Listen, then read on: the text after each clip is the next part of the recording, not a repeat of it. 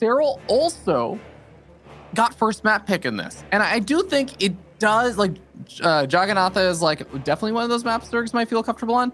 That is one of the things where it's like, if they just trade games and maps on the maps that they picked, the series score will actually end up being 4-2 if that ends up happening. So we'll see if, you know, there can be a little turnarounds here. Potentially. And also, I just want to say quickly, I think it's adorable that you think that you can explain that and we still won't have a million people asking in chat, why is he up 1-0 anyway? We are ready to kick off the European Grand Finals for the DreamHack Masters Summer. And here we in the Northeast half, the blue Terran player, he is Clem. Team Liquid. And down here in the bottom left-hand side of the map, the red Zerg player from ENCE Esports, he is Serral.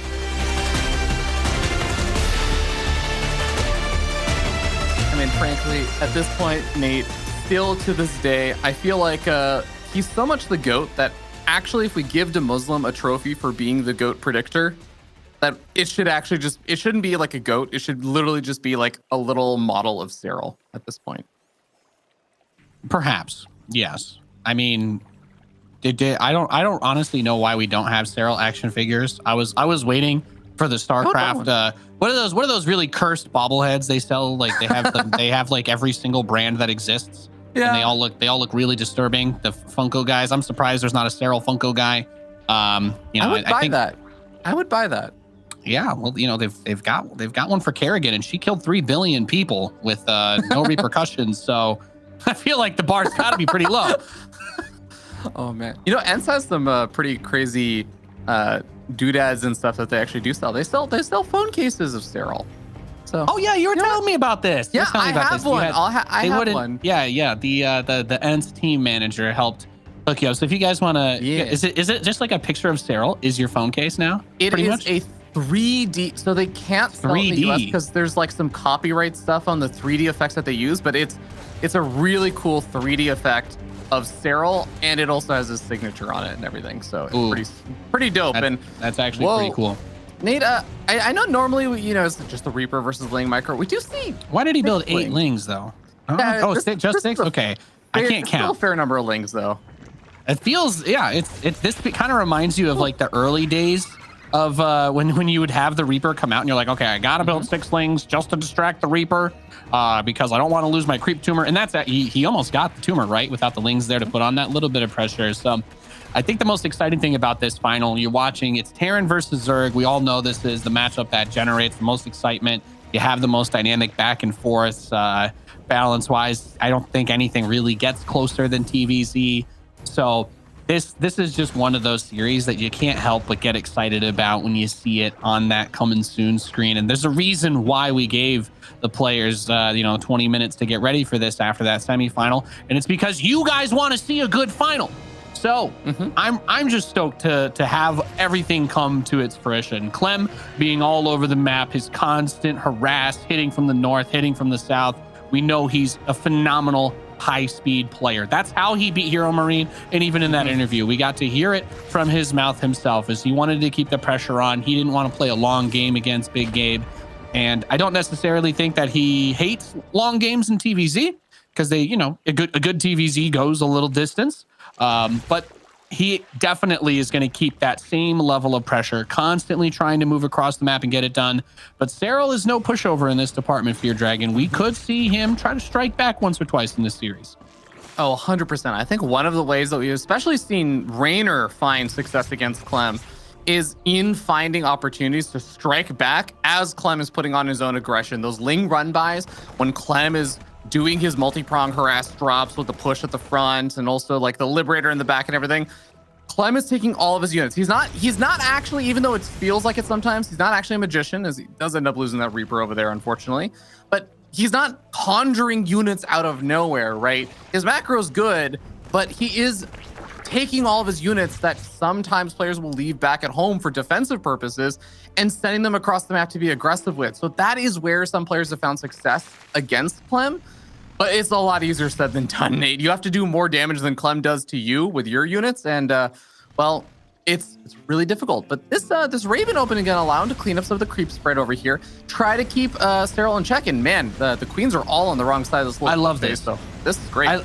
I love this. I think that this is one of those types of openers that gets tried every once in a while, and then everyone's like, well, the queens just come back and just poop more tumors down, and it never accomplishes anything. The Raven gets exposed, takes way too much pokes, but you can actually do a lot of pressure with this setup. If the Zerg underestimates, he's gonna get a queen kill, picks off that tumor that was morphing, didn't even lose one of the Hellions yet. I assume now those Lings might get thrown his way, but delaying creep spread in any measurable way, especially when you're Clem, is just so massive, because on that production tab, Stim is finishing up. He's getting his mines, his medevacs, all the reactors on his barracks are finishing. He's about to turn into a well-oiled machine, pumping out Marines and a whole lot of other things. These Hellions, so the auto turret's gonna peel for the Hellions to just fight straight up against the Lings. Typically supposed to be a good fight. With the creep, is a little bit easier to get the surround from those Lings. The Hellions AoE, not as useful when the Lings are all evenly spread out in a circle around those units.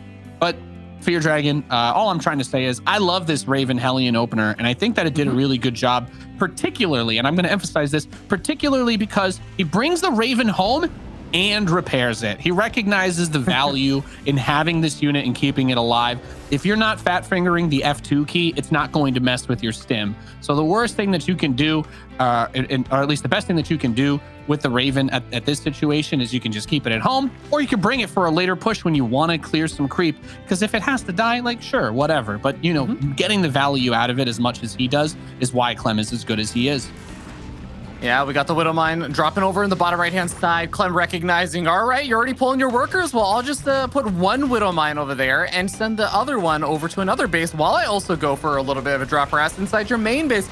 This is just Clem playing like Clem. He is trying to just pull his opponents apart in a lot of different angles. Once the momentum of his attacks gets started, the whole point of Clem is that he just does not stop. He is constantly finding opportunities to throw new attacks at you with barely 30 or so seconds at a time to breathe. And you already see, well, middle Widow Mines got cleaned up, the drop got pushed back a little bit, but he's still pushing with that. He's already got his next attack set up on the right-hand side moving forward. And all those Hellions from earlier also going to be able to get involved in the fight again. Yeah, and we see that drop coming back to the main base. He even has tunneling claws started, while his fourth base begins construction outside of that third, building 3 mines at a time. We got Hellbats and auto turrets up front. The Banelings not able to get those big juicy connections, but there are still a few of them alive. Widow Mine is going to kill a bunch of Lings that were surrounding that turret. And this is what I was talking about, Fear Dragon. He doesn't have to get through as much creep to reach the position that he wants to be in on this game. The Marines should try to let those Hellions. Oh my God, the mine gets every single one of the Banelings, and that's it. GG Clem takes the first game, or I guess the second map of our grand final. Yeah, ties up the series right off the bat. A really, really stellar performance there from Clem. I think there's a lot of small things that went into that are not quite as visible or obvious, but we were talking about this. The Hellion Raven opening, cleaning up some of the creep spread, and you were talking about how, yeah, he can be a lot more aggressive. He can get right up in there. That forces Serral to take fights that he doesn't necessarily want to take. It forces him to just rally in his units forward. Little bits of damage where he cleans up, like, or kills off some of the queens or kills off a bunch of those Lings, forces Serral to invest into that stuff. 1-1 was just barely, I think, about to finish up over there for Serral at the beginning of that fight. So Clem hitting some really nice timings there. Just all of that orchestrated really, really well, puts Serral in an awkward position, and Clem just capitalized so well on that. Yeah, and that's what we were talking about, and the reason why I emphasize that opening build so much. When you're going for that Raven with the Hellions, people always talk about how the Raven is a little bit flimsy. It moves ahead. It doesn't stay lined up properly with everything else that's there on the field. But when you control it well, the way that Clem did, he picked off an early queen, and you're thinking to yourself, well, why wasn't he able to kill those mines as early? Well, he had one less queen to fight with, right? Or if he had to replace it, that cost comes from somewhere else. It's not free for him to just rebuild that. And, obviously the creep spread that we just basically spent the whole game talking about, if you don't have to clear that much creep, it's so much easier to push. But I'm not going to lie, a Widow Mine killing 7 Banelings to start the fight is also not a bad way to get a lead in the TVZ. The Banelings dying was definitely big because that was all of the remaining Banelings that Serral had. But honestly, Nate, even if those Banelings had not, even if only like one of the Banelings had died to the Widowmine or something, I actually think that Clem was still in a really good spot, and there were a lot of units left over. The next set of Banelings are going to take a bit of time, but guys, that game is now the past. We have a tied up series 1-1 over here as we move into Beckett Industries, Clem's map pick. Start up here at the top right-hand side of the map. He is said player from Team Liquid. He is the Clam.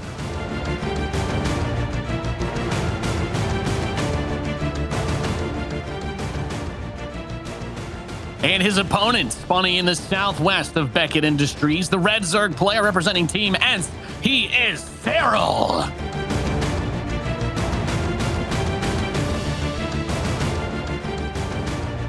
Oh man, we're already seeing some of the Beckett Industry shenanigans, Nate, as it's going to be a pool first. It's not like a 12 pool or anything, but this is why don't you tell everyone why Beckett Industry is oftentimes vetoed by most players?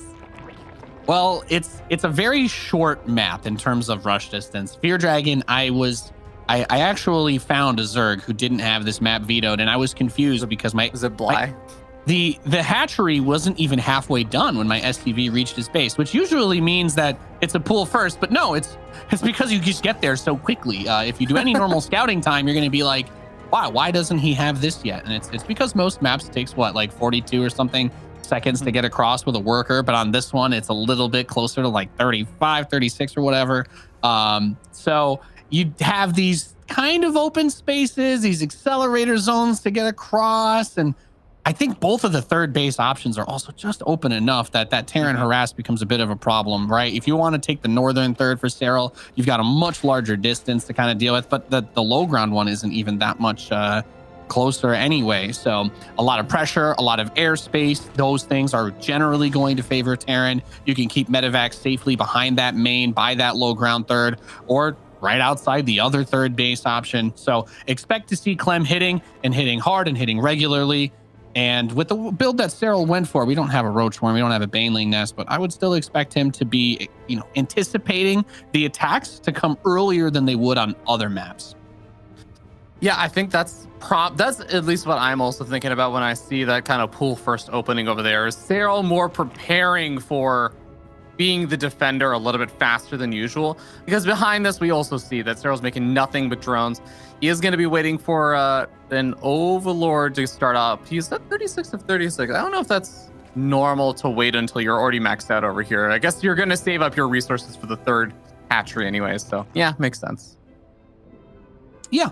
And even a guy like Clem, right? You can see the SCV scouting around. He was looking for that third base because that's what's telling him whether or not it's going to be like a 2-base Roach Ling, could be Ravager Ling. There's a lot of different options and possibilities that you can go for in these kinds of situations, especially with shorter maps, no ramp into the natural.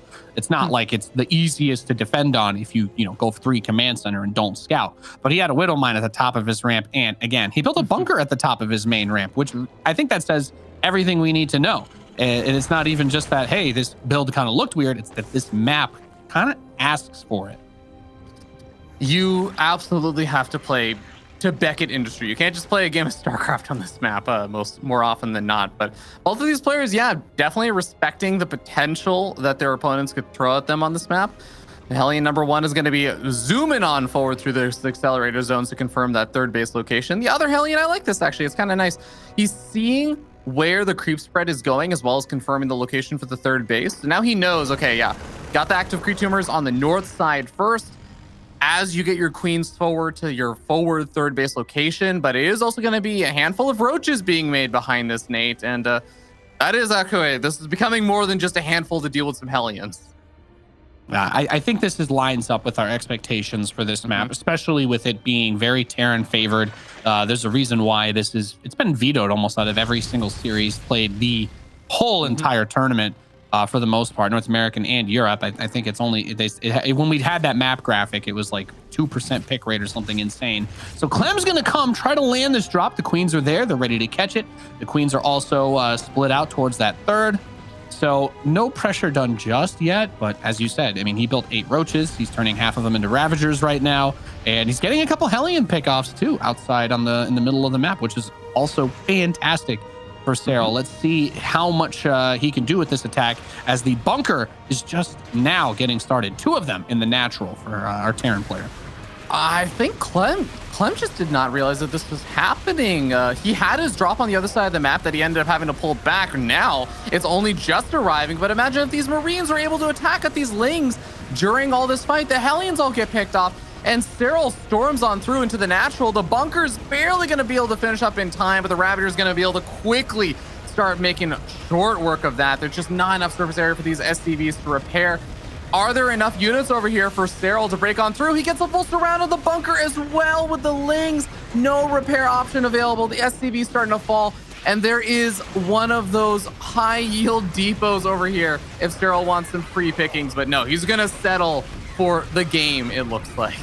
I love this. I love this build. I love this play out of Serral. It lines up with everything we were talking about with this map, with the distance and whatnot. But the key takeaway is that even though he went pool first and took that late third, Serral gets the second map win for himself. But even as late as that third was, it was all kind of painting a picture. And Clem was ready for an attack at, like, you know, maybe the 4-minute mark, maybe that 4 or 5 minute mark. He was ready for it, but as soon as he was like, okay, I can start my third command center, I can salvage that bunker, I don't need that, now I can start harassing, now I can get on the map. Serral punishes him brutally with just a slightly delayed timing on that push. And we're going to take a quick break, ladies and gentlemen. When we return, we resume the grand finals between Serral and Clem.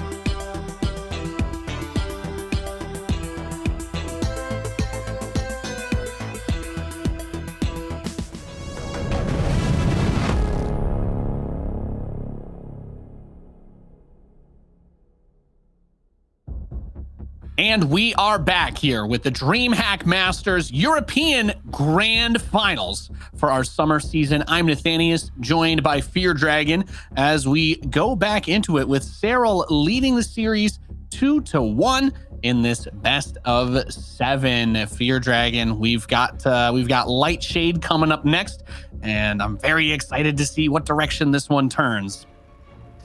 Me as well, Nate, and I'm hoping it's on the longer side for this one, because we've had a lot of short games today. I'm interested in seeing a little macro potential from both these guys, including this guy up here in the top left-hand side of the map, our blue Terran player from Team Liquid. He is Clem.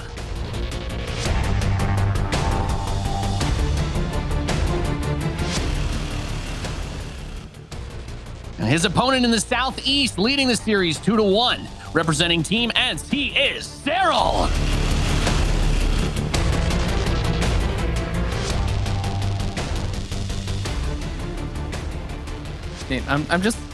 I'm just getting a little worried that we're setting a precedent right here for the gas pool opening here in game number 2. It just, Nate, I want a macro game so badly today. No. I look down on them and they'll scream at me, please, just a 50-minute TVZ with nukes, please. And I'll say, no. Oops, all roaches. But, well, that's... Do you think that Serral was... I don't know. It's not something that he just does blindly, right? Half the time I see Serral go for like a fast pool, it's because he's like telepathically determined that he's going to get cheesed. And he usually is. Yeah. But Clem is not someone that really does that all the time. Yeah, I'm with you on that about Clem. I feel like I have seen in recent memory many proxy Roxes on this map. So maybe that's part of it. No, okay, it was just never mind. Serral just wants to shoot. I was like, maybe Serral. So hard. I know. I'm like, guys, just because it's a fast pool doesn't mean we won't get a 45-minute game with nukes and lurkers and and cattle bruisers and all that. But Serral's like, I might be coming at you. And that SCV for Clem's like, okay, I'm going to go away. Clearly, it's pool first. There are links. The hatchery's not done. But this doesn't necessarily paint the full picture. Is it going to just be early roaches? Last game, the reason why Clem lost, at least, if I had to try to break it down simply, Fear Dragon, it's that he prepared for an attack that wasn't going to come for another 2 or 3 minutes, right? And in this game, I think Serral was trying to be like, yeah, I went full pool first again. You better get ready for that 7-minute Ravager Ling timing. But actually, it was going to be a really fast Roach push. And I think that you called that beautifully. The SCV did come back and see it. He canceled the Roach Horn at the final second. And the bunker is going to be made at the top of that ramp. So it's not like he gets nothing for building and canceling the Roach Horn. But at the same time, yeah, I mean, I assume that he wanted to do that attack if Clem never scouted it. Yeah, for a Terran player, I mean, the plan usually is, well, I already have my command center down. I just need to finish it, turn it into an orbital command. And once the attack comes, then I'll start evacuating my workers up the high ground and stop mining. But there's not really a reason why you need to stop before that. And as Clem starts to move forward, he's like, you do have a third base and everything. Okay.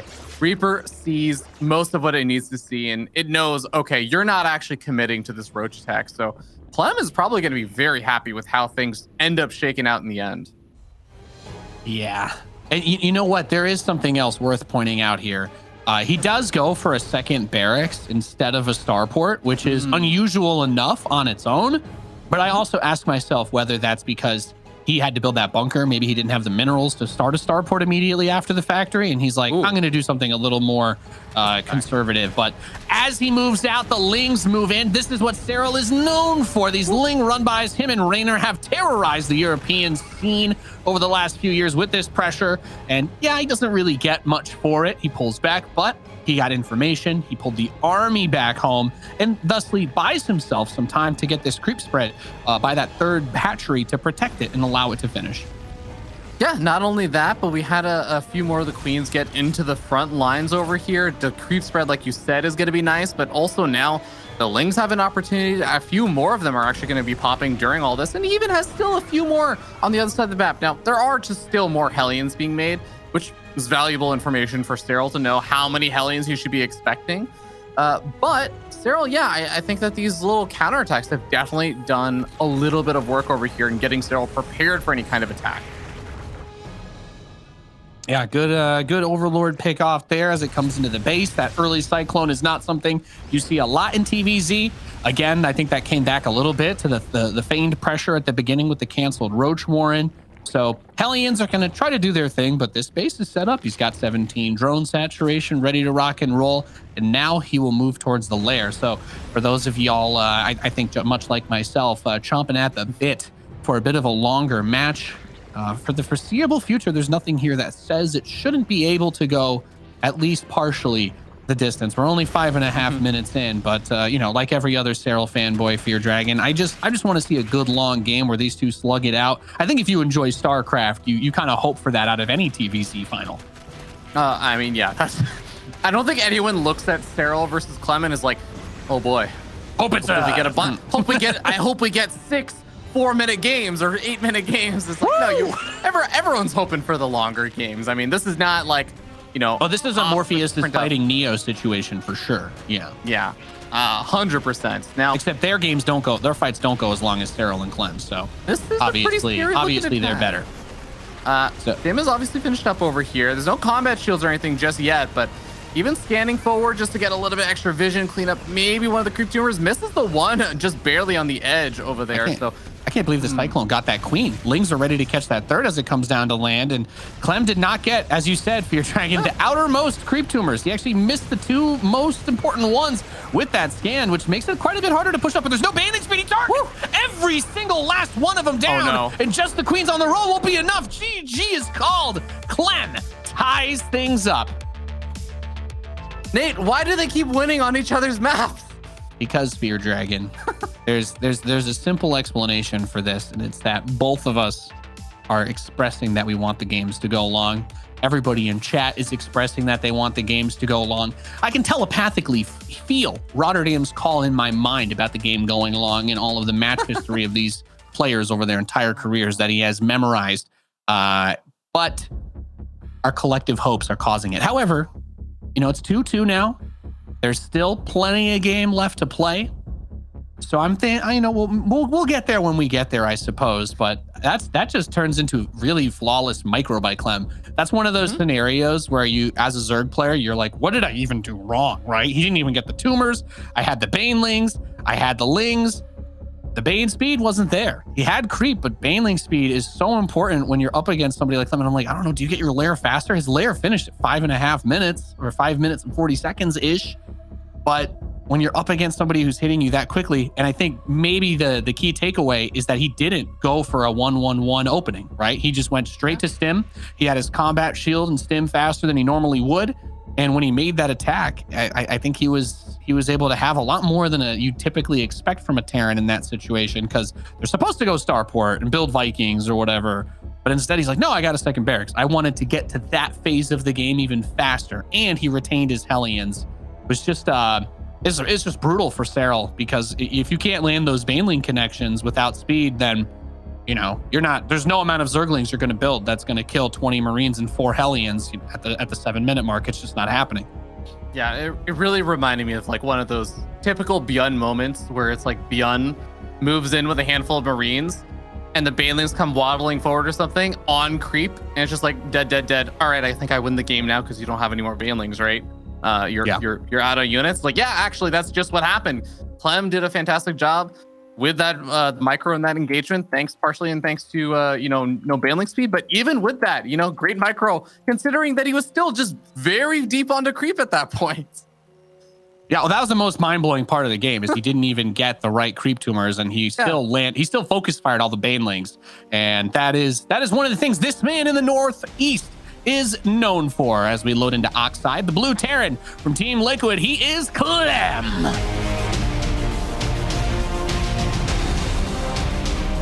And down here in the bottom left-hand corner of the map, the red Zerg player who is not to be underestimated from Team ENCE Esports, he is Serral.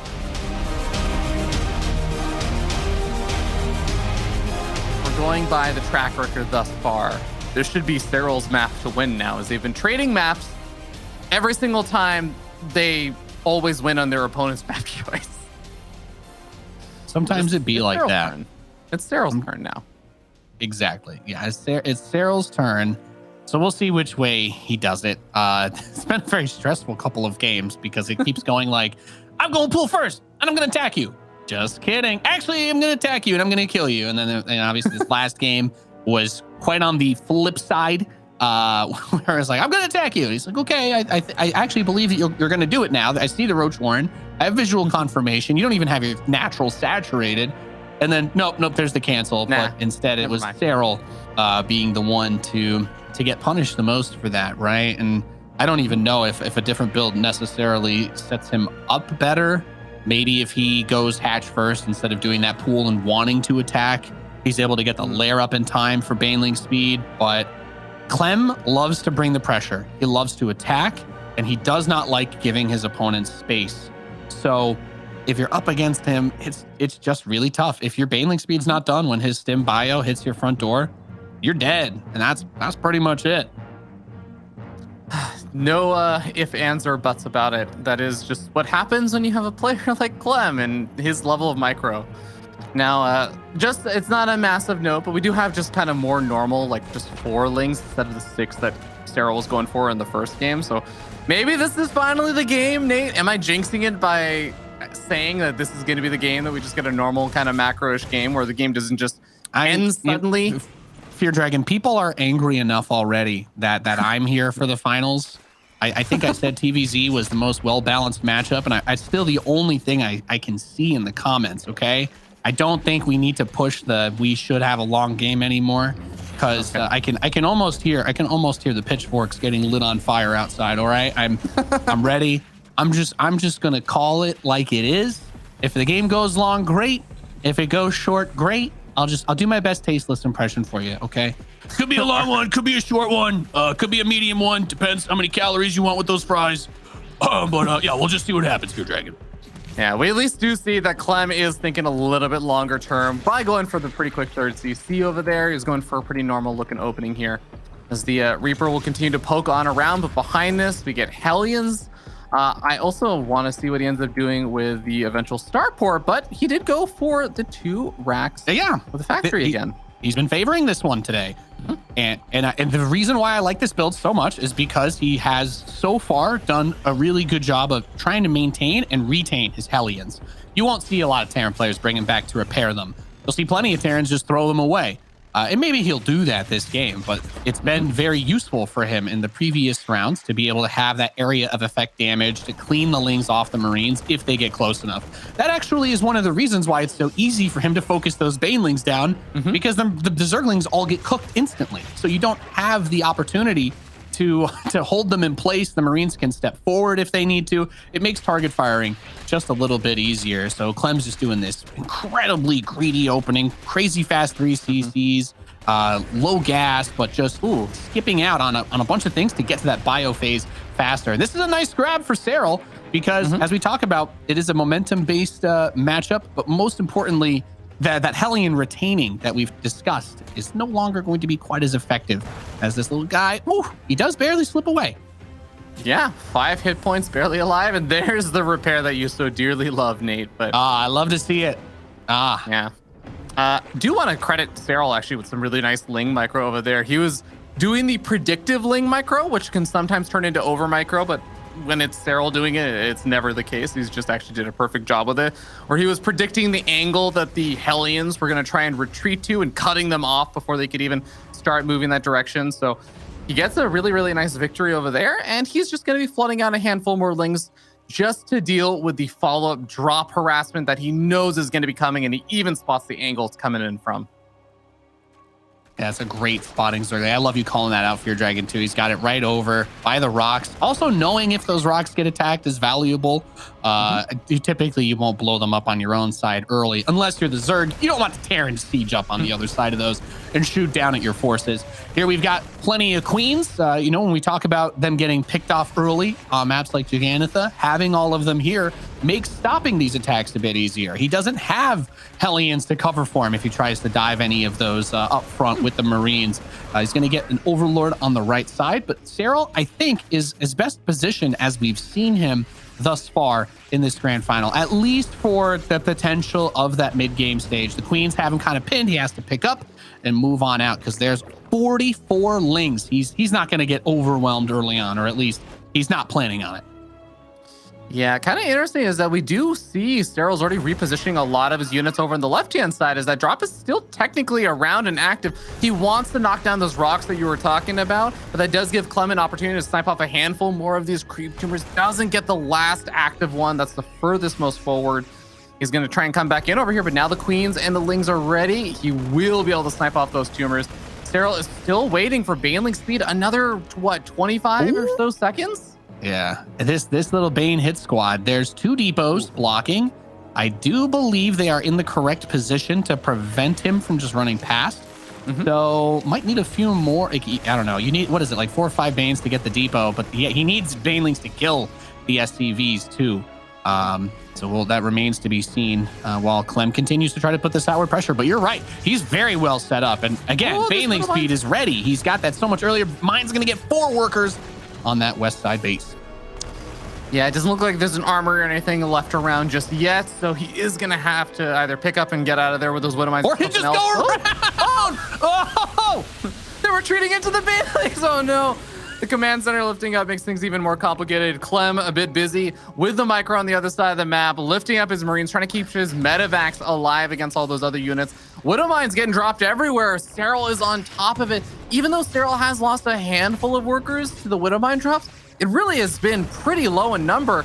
Now, Clem is going to try and dive in over here for these Queens, but look at those transfuses. That Queen refuses to die. It finally does in the very end, but... Oh boy. Baneling, Boogaloo, round 2, except this time, little split action. And he's like, okay, fine, I'll just take these depots. Could burn down the Drilling Claws tech lab. I love how we were all like, oh yeah, he needs this many Banelings to break the depot and then get through there, blah, blah, blah. But it's like, no, actually, he just went around it. He just went around it, and Clem responds in kind. Beautiful mine shot straight into the heart of that pack of Ling Bane, but the majority of it is still there. He's still got enough to kind of hold on these fronts, but this is going to be the real test. Clem's starting to get through the creep. He's keeping the rest of his army. He's bringing it all together on the southeast side, defending this 4th/5th base is going to be very important. But that's, I think, why Serral's been expanding so much, in case he loses it, Fear Dragon, as he's going to try and go up this ramp. Yeah, going up the ramp is going to be a tough one, even if there is no Drilling Claws on the way. Snapping up a lot of these Banelings as they're morphing in. Clem does not want to overcommit, though. He backs up to the safety of some of his Widow Mines, but the Banelings are, for the most part, kept intact. And Serral's going to be able to get a little bit of a cleanup over here. Forces Clem back a tiny bit. Clem does restart his Drilling Claws upgrade, has his 2-2 on the way and everything as he continues to pressure forward. Yeah, Widow Mines. I love the choice to use as many of those, by the way, that we've seen so many tank-based play, but when you've got micro like this, picking off those Banes, it is just a treat to watch. Now, he kills those and then immediately burrows, so forces the scan, which is a great reactive move by Clem, but the fact that Serral had the wherewithal to bring just enough Banes to get in and burrow a few after the first kind of SCV detonation, it's pretty good. I love seeing this. When he's allowed to multitask and do his thing, he looks fantastic. And those mines, you set them and forget them, and those Zerglings, well, I'm sure we'll forget about them in 10 seconds too. Yes, as Clem has learned by playing against Rainers, Karen, the Widow Mines can be pretty damn effective when you just kind of scatter them around, set them and forget them, like you said, especially with the defense. But well, we're starting to see that Serral's chasing him pretty far off of creep into the right-hand side, and he does have the overwhelming numbers over here, but is he going to need some more units back at home? No. He's got it covered. He's even got a few more burrowed Banelings set up around the map. He is down a little bit of that army supply, but for the most part, Serral has been holding his own, is now getting ready to start transitioning up. He's going up to the hive. He's adding on the Hydra Den and probably getting ready to eventually start moving into things like lurkers. Yeah, this is Lings trying to push the rest of the army away. The first Liberator sieges up to cover the retreat path. They're typically not known for their ability to eradicate large numbers of Lings, but those Widow Mines sure are, and they will clean up. Okay, actually, the Queens walked off into that Liberator and challenged it, and I think it was able to get a little bit more damage done than perhaps we were initially expecting during the rest of that micro. as he approaches the edge of creep once more. And this is a very important dance for Serral. As long as he keeps replenishing these tumors, Ravi, he's not getting attacked at his bases. At least the big attacks can't go there. So he's buying a lot of time for himself. Getting that hive is going to be really, really important for things like adrenal glands. Yeah, I think you made a really good point. He's trying to keep this creep spread going, and it's worth noting that Serral is willing to sacrifice a lot of his units to get that creep spread going forward, because he continuously has been taking these fights pretty far off of creep. A lot of the time, Zerg players will try and chase the Tyrion player until they get off of creep, and then they'll back off. But Serral has been really going far out for a lot of those Marines, so he can respread some of that creep. And, well, he's going to be able to get a cleanup over here. His Ling run by does get pushed back. Serral's just trying to buy a lot of time for all these other upgrades and all these other investments to start coming on forward. But Clem, he's getting closer and closer to that max out point. He is looking to just go, and I think he's finally found an angle where there just isn't as much creep. No, he's got the Widow Mine set up to cover the flank, and as you said, there's no creep between these two positions, makes it a little bit dicier. The mines have chunked out huge portions of that army, and there's really not a lot of Banelings with this either, so he picks up, he's able to move away relatively easily. He has a massive medevac count too, 11 of them. I'm waiting for him to get more Liberators, does finally boot up another one. But how about that? Yeah, he's got the adrenal glands finishing. That lurker den's going to finish up. And I think the real test now is getting to that phase where he can get those hive upgrades for the lurkers, the extended range, the burrow speed upgrade. Those are the things that are going to allow you to really fight well against the bio and force the Terran to transition into a slower, more tech-heavy setup. Oh, man. Beautiful Baneling connection over there. That might have even been a burrowed Bane as we just caught the very tail end of it. But Clem, it's kind of going back to what you were saying. There's a lot of medevacs in his army supply that was kind of inflating things a little bit, but he is adding on some Liberators now. I am just a little bit worried for Clem because he doesn't have a large Liberator count. And you know how Zerg production is, right? It's not, oh, my Lurker Den finished up, so I'm going to start making one Lurker at a time. It's, oh, my Lurker Den finished up, let me make 10 Lurkers all of a sudden. And the Terran players do need a little bit of time to get up either like a Liberators or Ghosts or something to be that response. Clem is just kind of sitting maxed out on this normal bio force. It's literally Marine, Marauder, Medevac, and one Liberator. Yeah, and that's the thing that always comes into play, where if you don't make the switch into Ghosts, and he does have 4 of them on the way right now, if you don't make the switch into Ghosts and they get a huge number of Lurkers, that area of effect damage when you've got 10 range can really rip your army to pieces. And heavily siege bases like this, the Lings and Banes are going to get ready to protect the Lurkers. I feel like he kind of wants to throw them at the SCVs, but you need them to help zone for the Lurkers themselves. A bit extended, not a whole lot here to actually support that Lurker force, but there's no planetary on the right side, so it actually opens it up for the Lings to still get a little bit of damage done. Adrenal Gland Ling's gonna have a heck of a time working away at the command center, but they decide to go after some of the Ghosts, and the Widow Mine saves the day. Ghosts tank the Widow Mine shot like beasts, and well, the Ling run by is cleaned up. Clem does manage to defend his top center base and doesn't really lose a lot of workers over there as well. So overall, a solid defense there from Clem. And like you said, he now actually has... Boys. Yeah, decent connection over there. I actually thought he was going to get more. The number of professional games where those do nothing is high enough that killing anything is enough for me, to be honest. The Lurkers are going to try and move up while there's still some creep here, though. They do get to burrow right up front. There are as well. Ooh, that EMP. I was about to say, there's Vipers to try to pull the medevacs or maybe hit a couple of abducts on the Ghost if they were able to. But a fat, juicy EMP right in the middle will shut that down. So the Lurkers have range. He opted for that first, the combat viable ability. But once that burrow upgrade finishes, it's going to be something that Clem really has to consider. His multi-prong harass has been great. He's been all over the map, but we haven't seen him cut the head off the snake just yet. No, by absolutely no means so far. Serral is going to continue to try and establish a little bit more of a presence in the bottom right-hand side so we can get up proper mining and stuff there. We are getting to that point where I think the final base is now being established in the top left-hand side by Clem, so not a whole lot of other options after that. How did this Lurker get there? Was there an Overlord drop? Did that Lurker just walk in? Did he get there? That's a great question. And I love that you point that out, too. These are the last couple of untouched bases that were on the map. So once we're fully situated here, that battle of attrition begins, where you really don't want to take those cost and effective fights. The main base naturals, a lot of those mined out.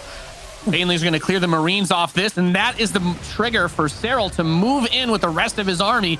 Having not enough Marines makes those Zerglings a little bit tougher. Of course, the Ghosts deal bonus damage to them, but you're mostly looking to get the steady targeting onto the Lurkers if you can.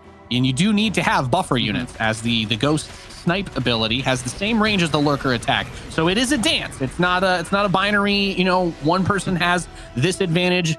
You really have to control and space out the units properly. And of course, you have to make sure that you have vision if those Lurkers are able to burrow in time too. Yeah, a lot of little finesse goes into the making sure that the connections and stuff end up being pretty good over there. And you can handle those Lurkers, but he's laying run-bys over here in the top left-hand side. You can see how much it pulls Clem all the way up to the top left. And now there's even some burrow play at the same time that the attack comes in. Clem is not paying attention to the top left. And the Banelings are going to be able to decimate that planetary fortress. But that was a lot of Banelings to use. And I do want to note, Serral doesn't exactly have a massive bank. He's now sitting down about 40, almost 50 army supply. Is this Clem's time to go?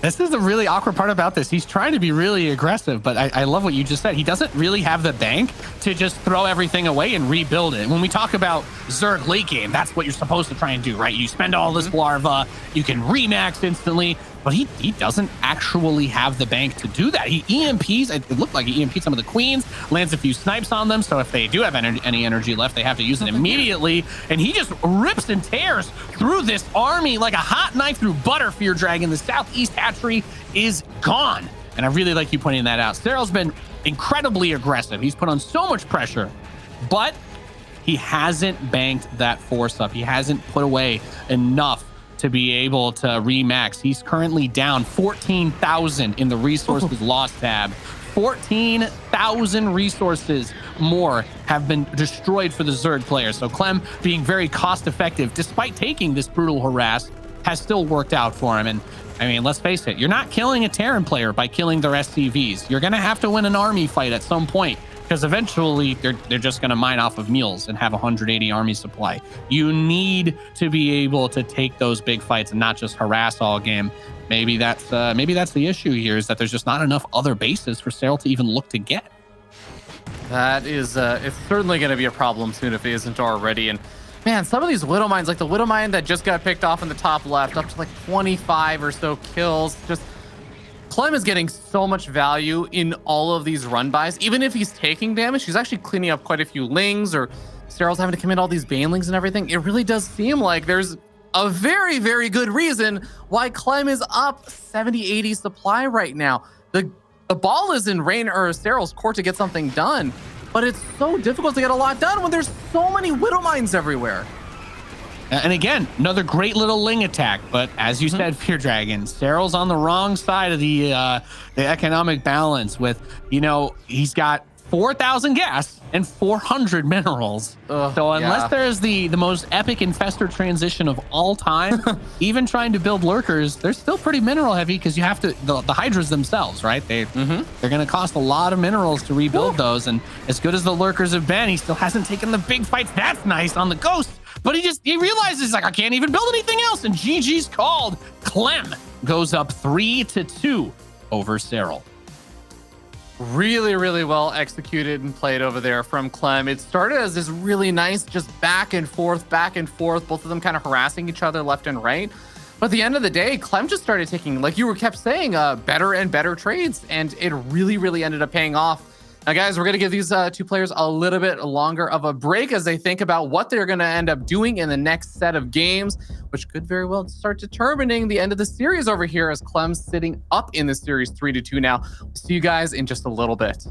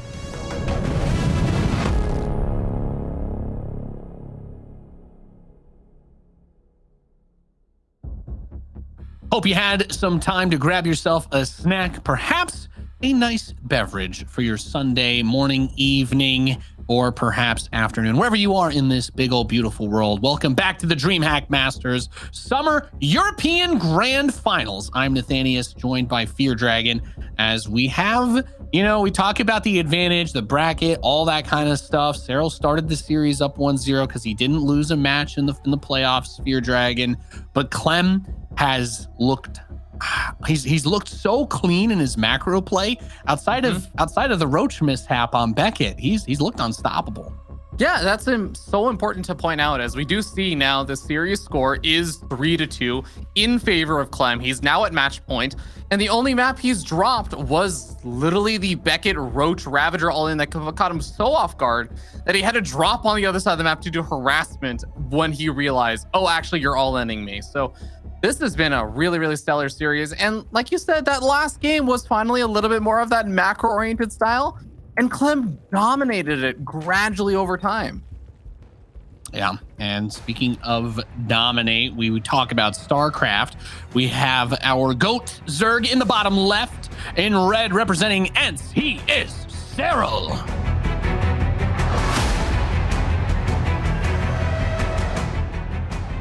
And up here in the top right-hand side of the map, our blue Terran player from Team Liquid at match point, he is Clem.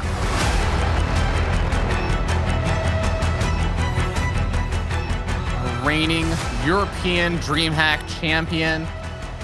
This kid is just so good when it comes to playing in the European region these days, man. It's actually nuts. If he is able to take this game, like it was what I was saying before, you just get a continued reign of the King Clem in Europe. Yeah, and he's been really good. I mean, Clem has easily been one of the most exciting stories to follow in competitive StarCraft. We've known that Serral's good for a few years now. We've known that Rainer's very good for not quite as long, right? Serral was the first guy to get that big foreign the world championship, right, for a non-Korean. We don't get that. Hadn't had that before. So Rainer came up in his stead, and then the story became Clem, this guy that we were memeing about 8 years ago, because it's like 12-year-old makes Grandmaster. Holy crap. Is StarCraft 2 easy, or is the next generation just that good? And it turns out Clem's pretty good.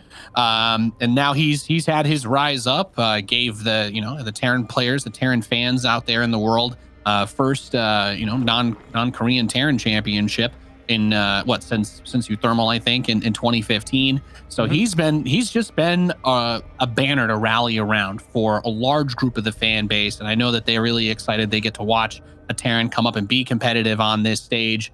But again, Serral, he has the history, he has the strength that we've seen displayed, and he's gonna need to bring all of it out for this game, because, well, if he loses this one, Ravi, that's it. Yeah. And I think there's one thing I'm still grateful for that we get with Serral typically, which is he is extremely clutch when it comes down to the wire. There have been a lot of players who've taken Serral to that kind of final game, or to the point where they're at match point, and that is when Serral knows how to bring it back. I think the only player who's really just not been clutch against sometimes is basically Rainer.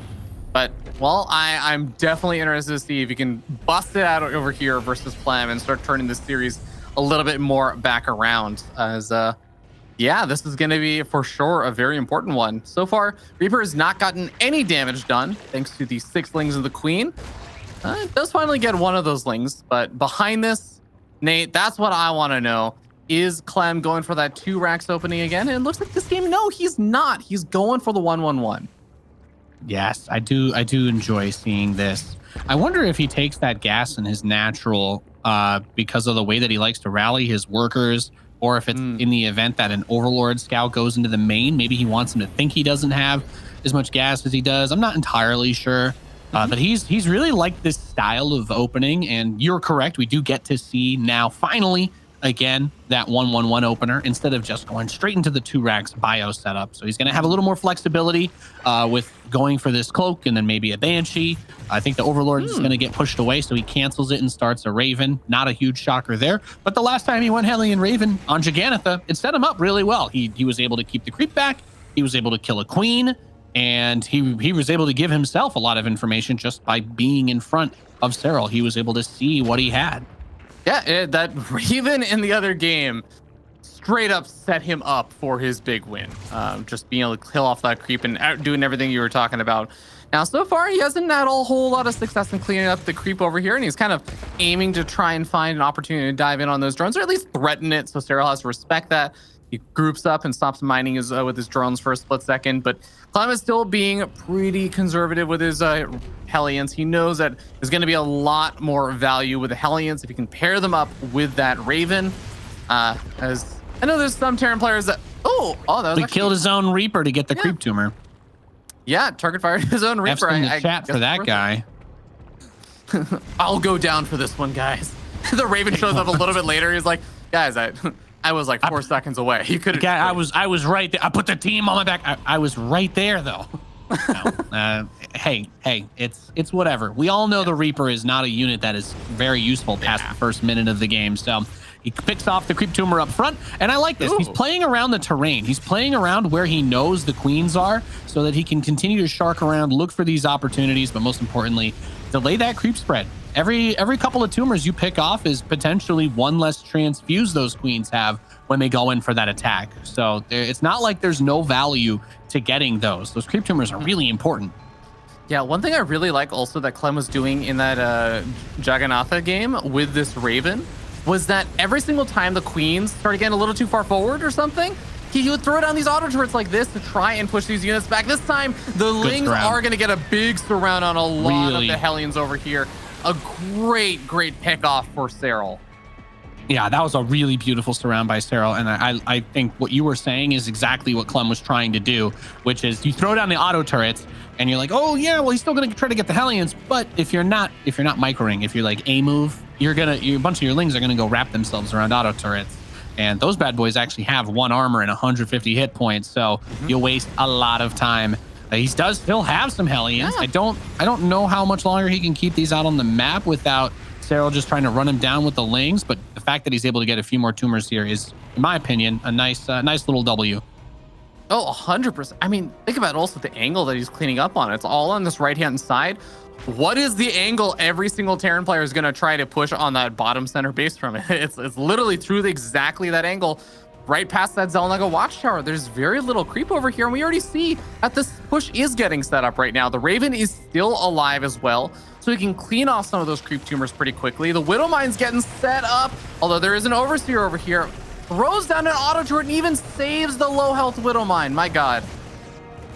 Trying to play for every single little thing that he can get. And hey, even if that mine gets killed now, at the very least, it did better than it would have if it just died immediately. So that queen needs to get an extra transfuse on it. That's a little bit of that energy coming out. Serral trying to move a few Lings at a time and drags a beautiful mine shot over these Marines. Still focuses a Baneling before hopping in the medevac and zooming on out. But those Mutalisks, Spear Dragon, that quick fire timing with this build means there's not really a whole lot here to defend. The Marines can stim forward, but with no missile turrets, Serral's got, he's got a little Mutalisk carnival going on here.